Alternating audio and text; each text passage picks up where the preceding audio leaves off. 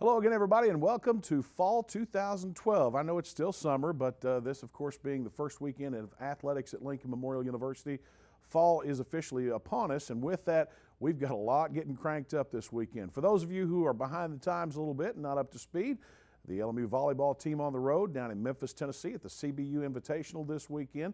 The LMU cross-country team gets cranked up on Friday as they head down to Spartanburg, South Carolina for the Eye-Opener Invitational.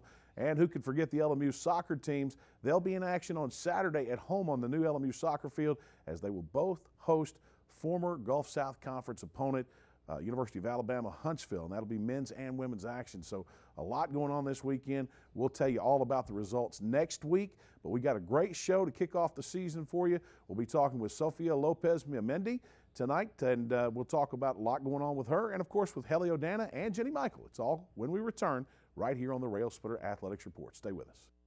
Of the Cumberland Gap, Lincoln Memorial University honors the vision and spirit of Abraham Lincoln. Lincoln's values are perfectly in sync with the modern educational experience at LMU. Our students find personal attention is a way of life and a way to success. If Lincoln Memorial University fits your vision of college, visit our website at lmunet.edu for more information. Sigmund Communications is your local radio and television stations bringing your local information, local news, and the best music from yesterday and today. Sigmund Communications was established in 1987 on the campus of Lincoln Memorial University. Since then, we have been involved in community events and other projects. Sigmund Communications is not only your local radio and television stations, but we are a learning facility aimed at educating students in the field of broadcast communications. Sigmund Communications, not just the great building with satellites that sits on the hill. Looking for efficient, compassionate, and comprehensive health care for you and your family? Visit the University Medical Clinic. All providers are faculty members of LMU's DeBusk College of Osteopathic Medicine and are board certified in their specialty. Multiple specialties available including family medicine, internal medicine, OBGYN, and osteopathic manipulative medicine, with locations in Harrogate and New Tazewell, and most insurance plans accepted. The University Medical Clinic is here to serve you. Call 423-869-7193 for an appointment. University Medical Clinic. Since 1973, DeRoyal has been a leader and an innovator in manufacturing products for the healthcare industry. DeRoyal supplies more than 20,000 products and product lines such as acute care, orthopedics, wound care, and trauma. DeRoyal is proud to be the largest supplier of orthopedic soft goods to clinics and hospitals in the nation. Since its start in Tazewell, Tennessee, DeRoyal has grown to open factories in over 29 locations worldwide and employs over 2,000 people. DeRoyal, a name you can trust and an employer you can count on. Welcome back to the show.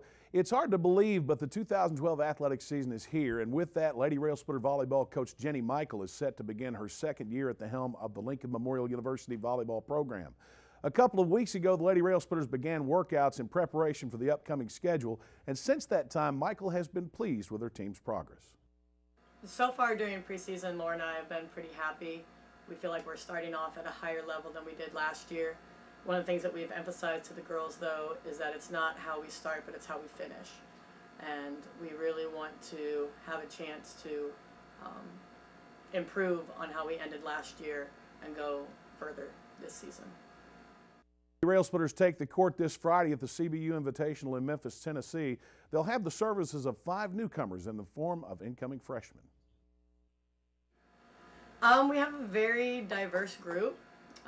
They are fun, and I think that we definitely could see some of them contributing this season. Some of them are going to have to. And right now we're just trying to spend a lot of time working with them and developing them to contribute and see some time on the floor. Hopefully help us. Lady Railsplitters, in their quest for a 5th consecutive NCAA tournament appearance, will be senior preseason All-South Atlantic Conference middle blocker Blair Fowler. Last season, Fowler was named to the All-SAC first team while leading the Lady Railsplitters with 385 kills and in total blocks with 76, while helping LMU achieve a 22-7 overall record that included a 14-4 conference mark. Yes, Blair had a pretty solid season last year. She worked hard this summer. One of the things that we've kind of emphasized to her is don't be a one-hit wonder. It's one thing to have nobody expect anything of you and just come in and kind of surprise them. And, you know, not that there are expectations this season, but she's going to work hard to earn everything that she achieves. Also leading the Lady Railsplitters into battle this season will be preseason All-SAC senior outside hitter Jen Drum. Last year, Drum started in all 29 matches for the LMU women while finishing second on the team in kills with 246 and posting a 2.32 kills per set average. If there is an X factor among the returning players this season, it could be junior right side hitter Caitlin Walton. Last year, Walton endured somewhat of a sophomore jinx after a monumental freshman campaign, and this year she's gotten off to a quick start in preseason practice. Michael feels, though, as she has a possible breakout this year on the way. Yes, Walton had a very up and down and almost frustrating sophomore year, and she's very aware of that, and we've really enjoyed what we've seen so far. Laura and I have, and she was dedicated to her off-season working out, and she has come in much better shape than what she did last year at this time, and it shows on the court. Another new face with the Lady Railsplitters this season is graduate assistant Laura Mackley, a 2012 graduate of Troy University in Alabama and native of Centerburg, Ohio. Mackley brings a wealth of playing experience on the Division I level to the LMU program while beginning work on her master's degree. I hope to bring a lot of my passion and love that I have for the game and share it with the girls and help them grow and have a really great experience with their college career and enjoy the aspect of being a college athlete and competing at a very high level. And I think the girls here in this program has a really good opportunity to achieve well beyond any of the aspects of college sports that I ever could have achieved. They have a very strong program, and with Jenny as their coach here, we have together we have a very positive outlook for the program and what we hope to accomplish, and the athletes have a very similar goal. When the Lady Railsplitters open the season Friday in Memphis, they'll face off against former Gulf South Conference Western Division foe Arkansas Tech University at noon before hosting, or actually playing, GSC opponent West Georgia at 6 p.m. LMU will also play host Christian Brothers University and Ouachita Baptist University on Saturday. In other Lincoln Memorial University tennis and cross-country news, cross-country and tennis player and dual sport athlete Sofia Lopez-Mamendi has been named to the NCAA Women of the Year Top 30. Each year, the top 30 honorees are made up of 10 selections from each NCAA division and span a wide variety of NCAA sports. These top 30 honorees are reflections of the pillars of the Women of the Year award, and as the NCAA bases their selections process on a combination of outstanding achievements in academics, athletics, community service, and leadership, in September, the NCAA will narrow this field of 30 down to 3 finalists from each division. Out of those 9 selections remaining, the NCAA Woman of the Year will be chosen. The 2012 Woman of the Year is slated to be announced, and the top 30 women will be celebrated on October 14th in Indianapolis, Indiana. And joining us now in studio is Lincoln Memorial University's very own Sofia Lopez-Mamendi. Sofia, welcome. Thank you, Rusty. Congratulations on a great honor. I don't recall anybody ever making it that far in the Woman of the Year award. You have been so involved over your 4 years here at Lincoln Memorial in so many things. It's got to be a lot to juggle. It is a lot to juggle, but I think, with discipline, everything's possible. And I've been in sports all my life, and it's just, I'm used to.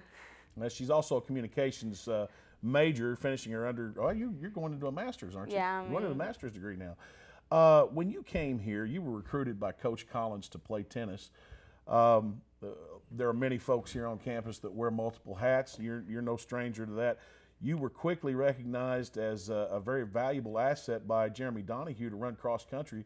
When you came here, did you ever have any idea that you would get involved with 2 sports here at LMU? No, I didn't have any idea. I've played tennis all my life, and I got here because of Coach Collins. But running, I've always done sports, and running was in my family. So I just asked. Jeremy didn't have a team by then.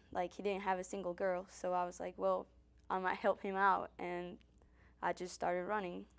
Well, I know that we've talked about it down in Sports Information with Bill Porter and Scott Erland, and Now you're the graduate assistant for the Sports Information Office and work with them daily.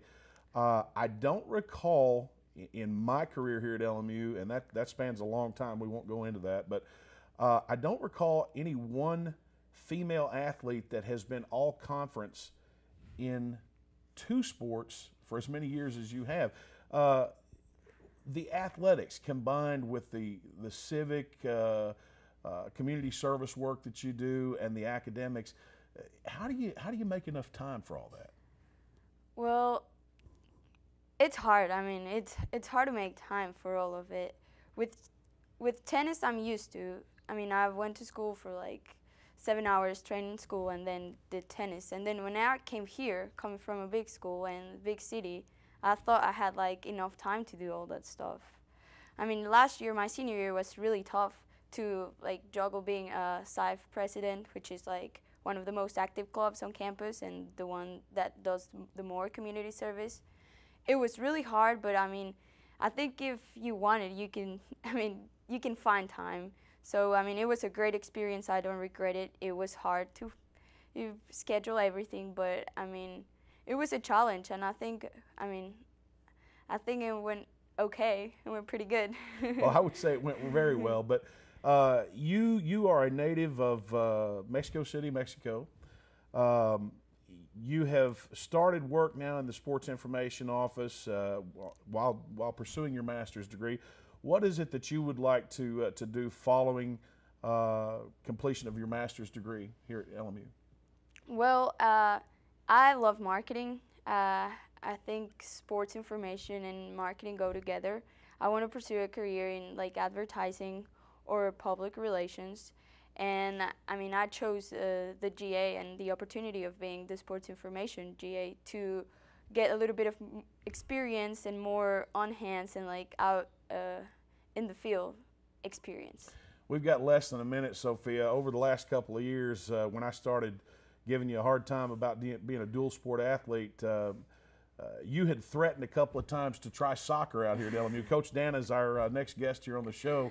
And I know that you're limited on the number of semesters that you have eligibility. This is your last semester, I think, so you're going to run cross country your final semester. Any regret of not trying to talk to him about that over the last 4 years? I think the soccer program is very established now, and I don't think I would be any help for them. Well, Sophia, we want to congratulate you again on just a great honor. Congratulations on a great career. We're looking forward to seeing how you fare in the cross-country field this year, and we'll talk to you again soon. Thank you. Thank you. Sophia Lopez-Mamendi, we're going to take a break. We'll be right back after these messages. Stay with us. I will have families adopt children from around the world and in our own backyard. I am teaching ethics to the next generation of lawyers. I will make a difference for the underserved of this region. I will be an advocate for my clients. As a prosecutor, I fought for those who couldn't speak for themselves. I'm a lawyer and professor. I will be a lawyer. I will be a lawyer. I will be a lawyer. I guess we'll take Morty. Yes. Pick last. Ouch. A vault will put you back on top. It quenches and kicks. Incoming! Yeah!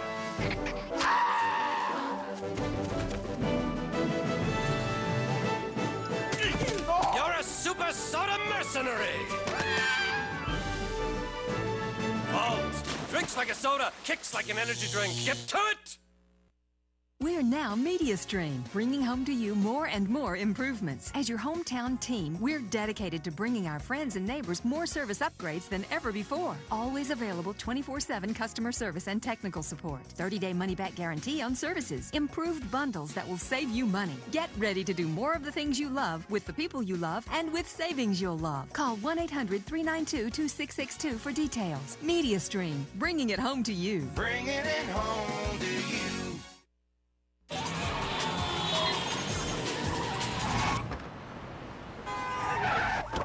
You give a little love, and it all comes back to you. You're gonna be remembered for the things that you say and do. You give a little love, back to you. And again, welcome back to the Railsplitter Athletics Report. As promised, Helly O'Dana, head coach of the Lincoln Memorial University men's and women's soccer teams. And Coach, welcome to the show. Thank you. Another season, beginning your 10th year here at LMU. It never gets old. I'm always excited and looking forward. Well, we're looking forward to having both teams on the field. You kind of hit the ground running this year, Coach. You know, every four or 5 years, the NCAA allows you to take a trip to Brazil. You did just that again this year.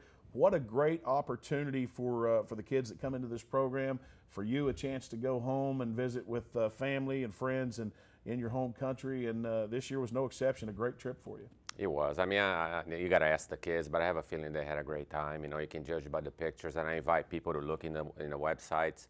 We kind of posted a little blog every day, and it was a great, great time. You, when you go back now, it's not just a sightseeing visit. It's a lot of it is business. I mean, when you go back, your teams are scheduled to scrimmage some teams down there, and I know that this year in particular, I think you said you had a great deal of success. The men went undefeated. The women, who we'll see footage from first, I think lost one match. And that's quite an accomplishment when you consider the caliber of soccer that Brazil has. Yeah, I mean, what we try to accomplish always, and you can see some footage of one of our initial matches, is to challenge enough, but keep it in a way that it is competitive. But quite frankly, I wasn't expecting them to do as well as they did, and you can never completely translate to what's going to happen in the U.S., but it kind of gives a hint, because historically we go down there and at best would win one game. And as you mentioned, the men went undefeated and the ladies just lost one game, and that game was a tie game. Tell us about this venue, who we're playing here, where we are, and what's the situation? This is our first scrimmage that we played during the week, and that's a first division team in Brazil, professional team. Obviously, we're not playing the first division team, we're playing their youth. And that one particular game, the women lost 1-0, but towards the end of the game, we were taking to them, and it was really, really kind of fortunate for them that they beat us. Okay, now when you played this, what city were you in, and what were some of the other things that the teams got to do while they were in Brazil? We were located in São Paulo State and based in a town called Bragança Paulista, which is very close to where I'm from. This particular game was, you can see the name there, Jaguariúna. That's a long name, but about 15 minutes away from my hometown, and so it was a good opportunity for us to kind of have a chance for my family to come out and watch. It doesn't look like there's many people. They're all sitting on the other side, but there were good crowds, and every time the Americans show in town, and you know, soccer is such a big sport in Brazil, they want to see what the gringos got. And you got to remember that women's soccer, in terms of the world, the U.S. is #1, so it does attract a lot of interest, including the media. But this game here showcased the team that represents the town of Jaguariúna in the national, call it national tournament. So each town has a kind of a showcase team that comes and defends the town. So this is not a nobody. This is a big-time squad, and you know, hopefully we even will steal a player or two in the future. There were some young players interested in coming to the U.S., so it was a great opportunity for us to do everything that we wanted to, both prepare our team and do a little recruiting. You know, we've talked about it time and time again. Soccer in the United States has been around for a little bit, but in popularity, especially in this area, it's just beginning to grow. When you take your team from here at Lincoln Memorial that really has only been in existence since the early to mid-90s in terms of collegiate soccer, and you go to Brazil, a country that takes very much pride in the game of soccer, and that is the #1 sport. It's a huge feather in the cap to go over there and be as successful as you were. Well, I appreciate that. You know, I want the kids to have the right perspective. Obviously, we've done nothing this year yet. You know, the season's about to start. But I cannot take in consideration that does build some confidence. You know, we had so many new players in both programs that it does bring a little bit on the bank in terms of carry on or carrying through into the season. And historically, the years that we went to Brazil were good years in the U.S. just because of the training, the bonding, and the positive energy that comes from it. So I hope it will be the same this time.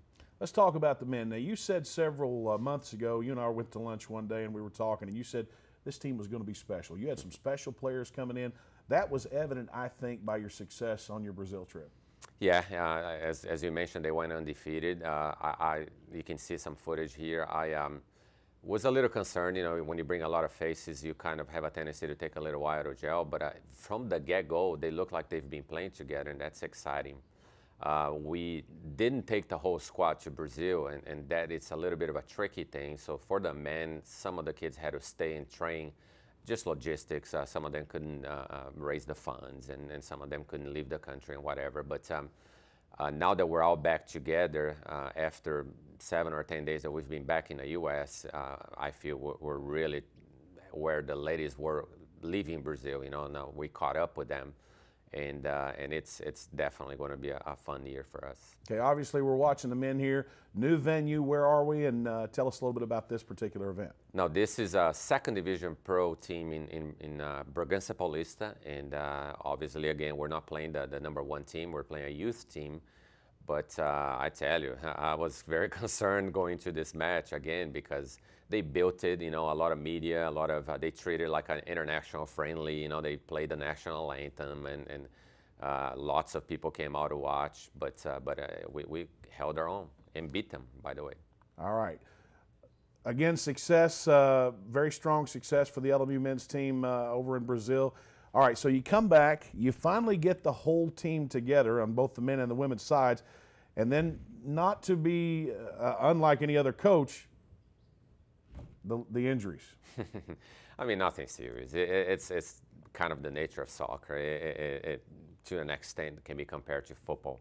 We're called collision sports, so in any given day, any practice, some little, events will take place. Nothing serious. We have a couple of kids that we might hold for the first game or two, but we're very healthy considering the nature of soccer. Which brings me to my next question. Obviously, you talk about the first game or two. That starts Saturday when you play host to the University of Alabama Huntsville. Now, typically, LMU and Alabama Huntsville came into the GSC years ago at about the same time. You battled for several years in the GSC as opponents of each other. You left, we left, and went to the South Atlantic Conference. They're still there. Both programs still have quality soccer, and last year the LMU men took the upper hand in the latest meeting. Yeah, both games last year were very close and difficult. The men ended up winning last year at their place in overtime in the last second shot in kind of a spectacular fashion. The women, it turned out to be a 2-0, but it was never an easy game. So I expect more of the same this year. I don't think this is kind of a comfort situation as far as the pressure on the kids, because it is a regional game, but it's one of those regional games that although they count as a regional game, they will not compete for a spot in the postseason at the end of the year. It's kind of a complicated mathematical or geographical equation. So it's a safe net for us, a heat check, so to speak. We'll see in a hurry how good we are, but also we're not in danger in case of losing this game that it will jeopardize postseason. Well, 1 o'clock and 3 o'clock starts for those two matches. I think the women play first on Saturday, the men second at 3:30 or 3 o'clock. But that's not the only matches you have before we'll talk to you again. Obviously, the men will play Union University later on the week. I think that's on the 4th. And then the women will take on USC Aiken. Both of those teams very capable, and both are going to be very tough matches. Yeah, on the women's side, USC Aiken in the Peach Bell. Now that is a true regional game that will compete for a spot, so to speak. So by then the heat kind of goes up a little bit as far as the pressure. And on the men's side, Union is a reclassifying school from NAI into D2. They're actually looking to join the GSC, so they will count as regional, but they will not compete for that spot. So the boys will have one more run at it. But these regional games, they matter. They matter because at the end of the year, your record in the region dictates how if you can get an at-large bid for a postseason. Coach, we've got about 30 seconds. If you could, very quickly, what can LMU fans expect from these two teams this year? Well, definitely a very hard-working team. Talented, but the kind of team that will not rely on talents. They'll bring it. They'll work hard every single game, and they can expect a team that'll be very competitive and will play the right way. They'll play soccer the way we've been showcasing, which is very Brazilian-like, but very fun to watch and fun to play. Well, Coach, best of luck. Congratulations on beginning your 10th year, and we look forward to talking to you again. Thank you. We'll be back right after this.